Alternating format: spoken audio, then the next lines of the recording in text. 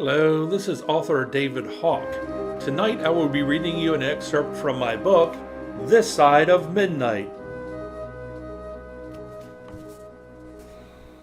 We walked through the trees side by side. Parker was on my right.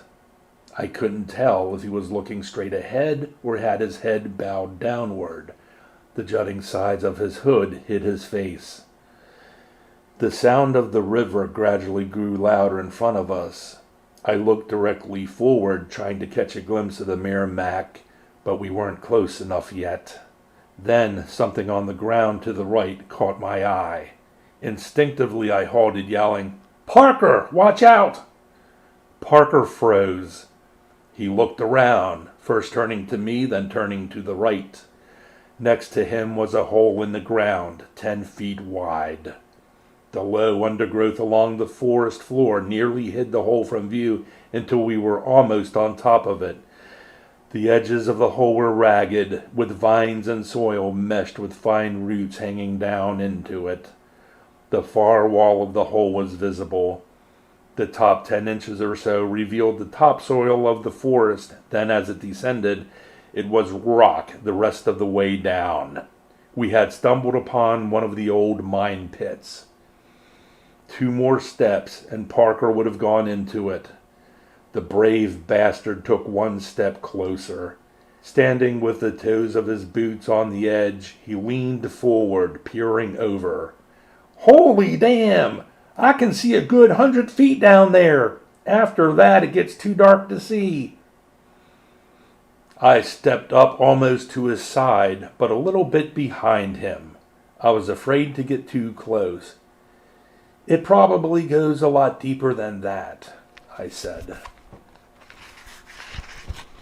"I believe you," he said. He stood up straight and started scanning the ground. "I don't see any stones to throw in, to see how long it takes to hit the bottom." I nearly suggested that if I had a precious fossil, he could throw that in, but I changed my mind. He leaned over the edge again. He seemed fascinated with the dark depths. "Now I can see why those mobsters came all the way down here from New York. Just toss a body in one of these holes and nobody'd ever find it." I stood there, a step behind him, watching him gaze into the hole.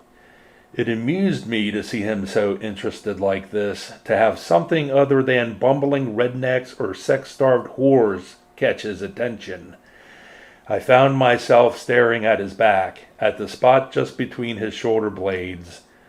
Droplets of rainwater scuttled down his raincoat there, following random twisting paths along the dark blue vinyl. So dark it was like the cold vastness of space. I wondered how streams could flow in such a void, in such desolation. How could anything thrive? How could anything move? How could anything breathe?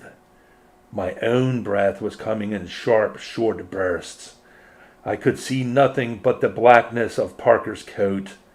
It was so black it filled the forest, saturating the space between every tree for as far as I could see. Thank you very much for listening. If you like this book, you can get a copy at Amazon.com in ebook or paperback. Once again, thank you, and have a good evening.